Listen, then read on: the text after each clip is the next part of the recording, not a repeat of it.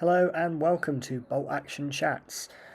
I'm Josh, I am from Emperor Gaming, and I am here today to talk just a little bit about some bolt action things that, you know, mainly rules that we'd like to see maybe added. There's a lot of rumours going around that there's a third edition on the way.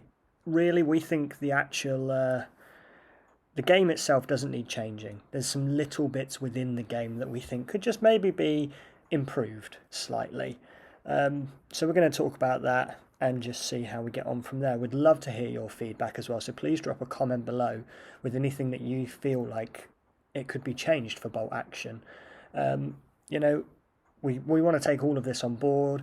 We know Warlord probably won't watch it, but we want to see what other people think, see if they have the same ideas that myself and Alex have when it comes to playing bolt action, because it is our most favourite game, and we just want to see the best for it. So, without further ado, let's see what we think needs to be added to bolt action.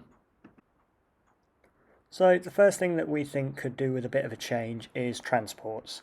Now we're not talking about soft skin things like trucks or jeeps or anything like that. What we're saying is anything with armour, if it finishes a move closer to an enemy unit than it does a friendly unit, it shouldn't run away. Now this has kind of a little bit been addressed in the new Normandy book for the Americans with their armoured infantry platoons. It could be better, just across the board. Anything armoured shouldn't really run away because it is armoured. It's got a bloke on the big machine gun on top, so we think, it should just stick around and stay for the fight. Now, anything soft-skinned, we agree. That should just go. Armour, we think it needs to stay around. The other thing we thought of with transports is maybe if it's been absolutely wiped out, with when it gets destroyed, maybe it should have a rule that you should have to roll for the infantry jumping out, because they just jump out and they survive with the extra pins and go down. There's no other real negative effects. So maybe like in 40k when you disembark a transport, if it gets destroyed, then you have to roll the number of dice equal to how many men are in the squad, and for each one, the user destroys one model. Very much like in 40k. I don't like 40k as much as I like bolt action, but I think that's a sensible rule. I think it could work quite well. Again, let us know if you disagree with any of these, and we'll move on to our next one. So, medium machine gun teams and light machine gun teams, or light machine guns in general, just aren't competitive at the moment in bolt action, which is a real shame because they have such potential as a unit. So we came up with a real quick fix that we think would probably work for a medium machine gun team, which is to give it D2 pins rather than just the potential for just one. It just represents that suppressive effect that a machine gun would have on an infantry unit or a team weapon. It just kind of brings it a little bit more into play. We're not sure how it works. We might try it out in a homebrew game to see how it goes, but we thought that would probably work quite well. Light machine guns, they're not points cost effective. You think for 20 points you get three extra shots. I mean, yes, it's 4, but you're losing a rifleman, so it's not great.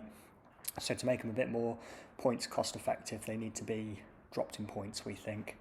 I mean, you could also give them the D2 pins, but light machine guns don't generally have as much of a suppressive fire because they're using the light roll rather than the sustained fire roll.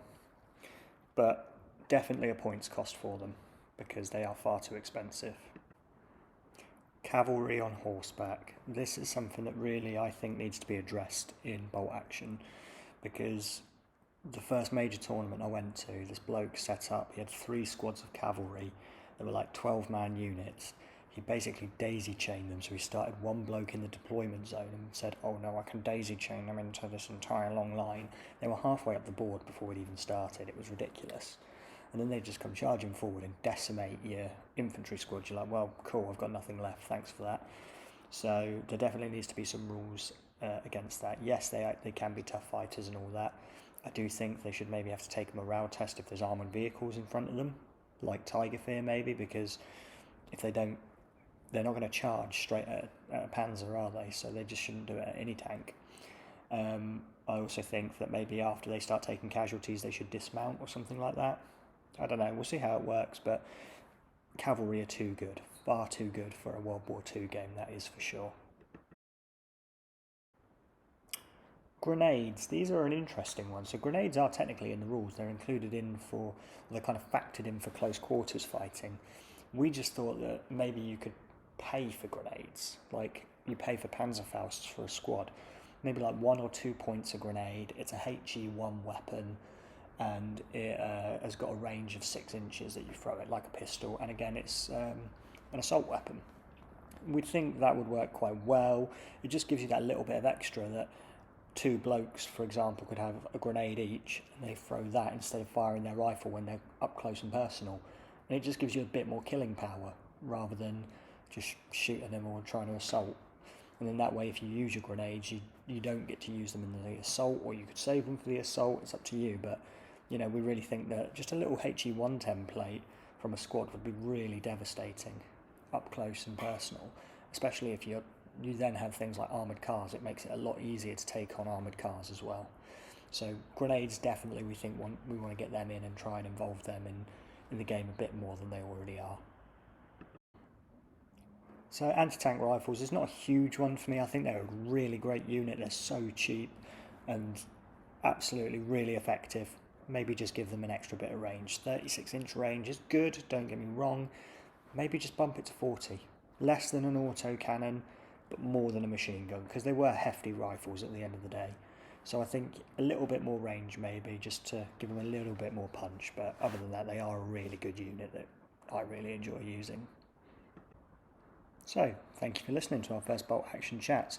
Like I say, these are just things that we want to see in the game, not necessarily things that need to be in it, just things we'd like to see. We'd absolutely love to hear your feedback on this. We want to see what other people think is missing from the game or what needs changing. So please drop comments below to let us know. And don't forget to like and subscribe to the channel. We should be putting out some more content very soon, hoping for a lot more bolt action coming your way very soon, guys. So thank you very much, and we'll speak to you soon.